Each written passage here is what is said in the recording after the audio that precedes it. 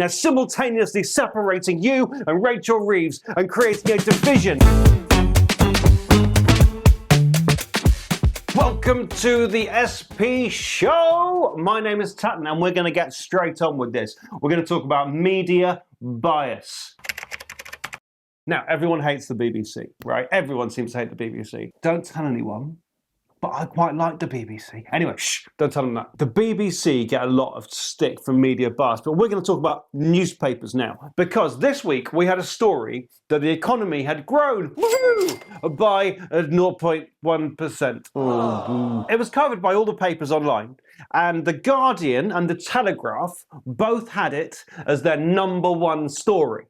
The Guardian said, here's their headline, UK economy grows by 0.1% in unexpected boost for Rachel Reeves. So if you're reading The Guardian, Rachel Reeves is going pretty well. Unexpected boost. But The Telegraph, less bubbly. Britain's poorer as Reeves misses growth target. Both those things can be true at the same time. That's what media bias looks like. It's not necessarily fake news. It's the way you spin different stories. And it wasn't just the Daily Telegraph and The Guardian. The tabloids had it too. The Daily Mirror had it, and it was the 14th story down on their website, below the second story on their website, which was Robbie Williams's brutal phone call to devastated wife, Adja Williams, that led to split. For me, gotta say, what the country's economy is doing is more important to that, but they know their readers. Their 14th story said, UK economy grows in good news for Labour. Good news for Labour, that's nice. But ministers warn they're not satisfied. That doesn't sound like it's good news for Labour. And that's like the end of the sentence. So you start with good news, but ministers warning they're not satisfied comes at the end. If this is too much like my old English lessons, do just keep watching. Anyway, now the Daily Mail, famously a biased newspaper, they didn't want to talk about this story at all. At all. It was the 24th story on their list. Way ahead of it was this vital piece of news. I had a steamy affair and was never caught. Unlike my pathetic husband, who I found out immediately. I am proof that women are better at cheating. And this is why. Yeah, so that was more important than the economy and the Daily Mail. And their headline was, Rachel Reeves might crack a smile today after unexpected 0.1% economy boost. There it is again, that word boost. It is her birthday after all, the Daily Mail leaning into her birthday there. Businesses and households may not be so chipper. So what the Daily Mail have done is said, oh, this is good news for Rachel Reeves, but it's bad news for you. Within their headline, they're simultaneously separating you and Rachel Reeves and creating a division and saying that she's, oh, what a great time she's having on her birthday, but you're having a terrible time. It's brutal from the Daily Mail. This is what media bias looks like. Same story, parcel and package for different audiences, different spins, different worlds. And so people who read these newspapers or see them online or whatever it is, drift apart as well. And you start to get into that confirmation bias and echo chambers and all of that stuff. It's good I'm here to help you through it, right? What a helpful man. Do you know what I really like? I like it when I know where I can go and wee. I suffer from horrendous anxiety. I'm bipolar and all whatever else. But I don't want to go and hang out in the park with you unless I know where I'm going to go if I need a wee. I just won't do it. My anxiety stops me doing it. It's not just me. Lots of people need to know that they can go to a toilet. I've heard people not going on protest marches because there's nowhere to go. Public loos are really, really important. And you'll never guess what they are closing. The reason you know they're closing is because everything is closing, because publicly funded things are going. The more you lose public funding for toilets, the harder it is for people to be able to go. And people with disabilities and people with young children. So many groups of people need toilets, and they are disappearing. The British Toilet Association says we've got 40% are being cut. 40%, just under half. Like, I know, maths fans, it's impressive the way I just quickly spun that off. What are we going to do about it? Well, what the British Toilet Association suggests is that they will force, by law, councils to spend money on public facilities. Because at the moment, the councils do it. But you know who don't have a lot of money? It's councils. So they are going to spend the time to lobby the government to put it in that the council have to spend money on public toilets. Public toilets are expensive because you don't just install them. Some things you install and then they're done, like water fountains generally. You know, there's lots of places to fill up your water bottle anywhere you go these days. They're pretty cheap to run.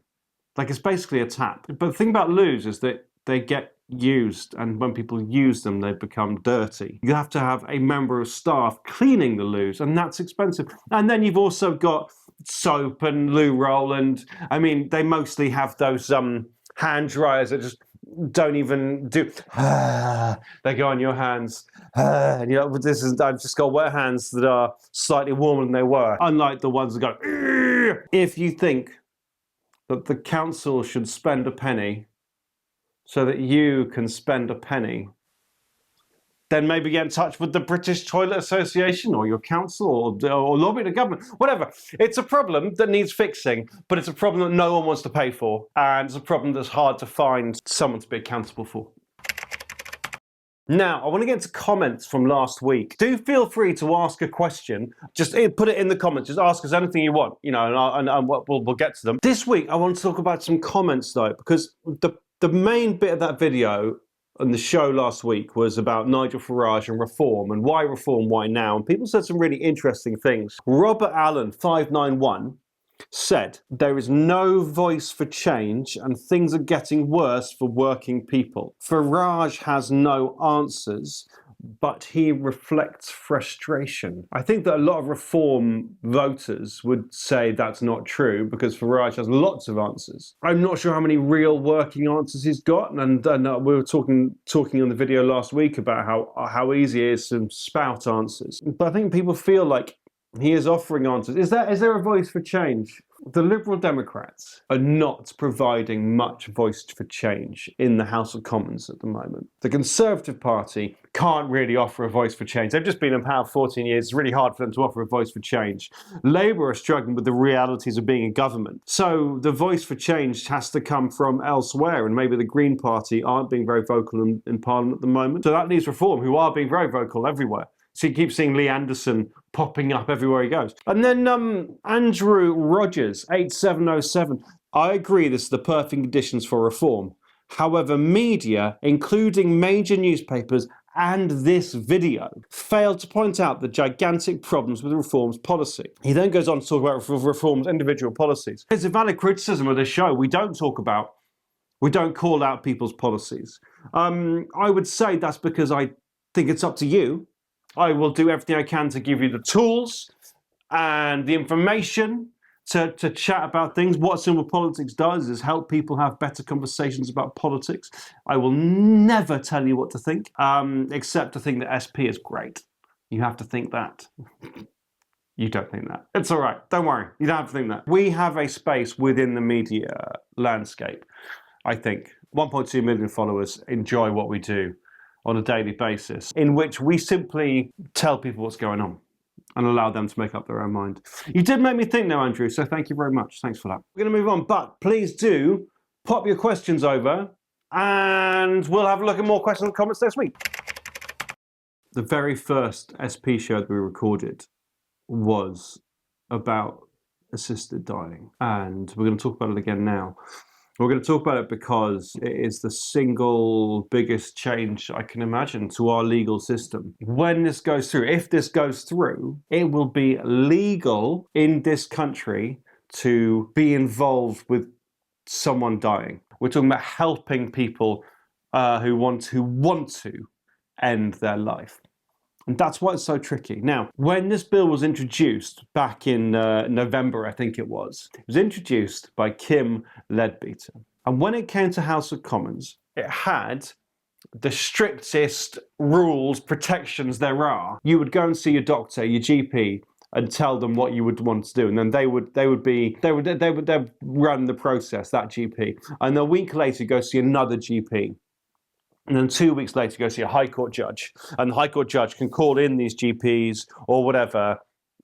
And then if they say yes, the first GP can prescribe you some drugs that someone else can give you. It's a long process, but the idea is to keep the safeguards in. And then what happens next? So that passed. 330 MPs to, I think, 275 MPs voted for that to go through. And it's now at committee stage when 23, in this case, 23 MPs have heard from lots of experts and are now tweaking the law to make it work good. Leadbeater has come up with the solution because the High Court judge didn't quite work, partly because courts are so full already, and you can't have too long a delay on this because it's the end of their life.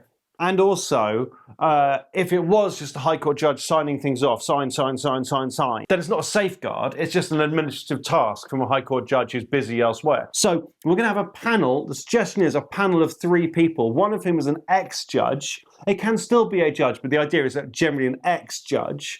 And then one is a psychotherapist, psychiatrist, that kind of thing. And then one is a social worker. And they will look at each case and sign them off or not. The problem here is coercion and feeling like a burden. It might be that someone wants to inherit some money or they're spending so much money on you in a care home that you might feel like you should go. And being coerced or persuaded or feeling a burden, in doing so, you're giving up the last 6 months of your life. That's awful. I think it is impossible to pass this bill, to make this an act of parliament. I think it's impossible to stop that happening altogether. What they're trying to do with this panel of 3, with this process with 2 GPs, what they're trying to do is make it less likely. You cannot tell what's in someone's head. You cannot tell. If they're not telling you, it's really hard. And you don't want to get it wrong.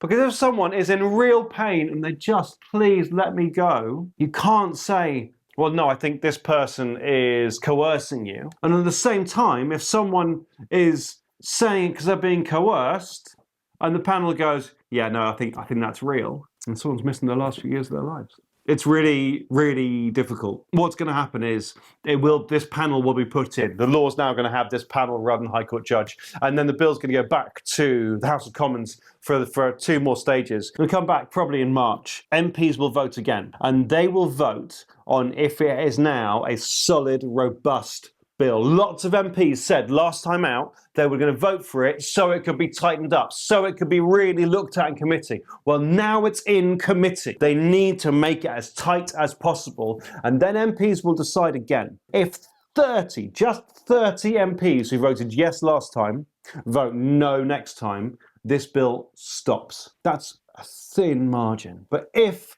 we want assisted dying, then the MPs in that committee, those 23 MPs, are going to have to make it one heck of a bill. We've got to look after people. That's why, if it's going to happen, it's got to work.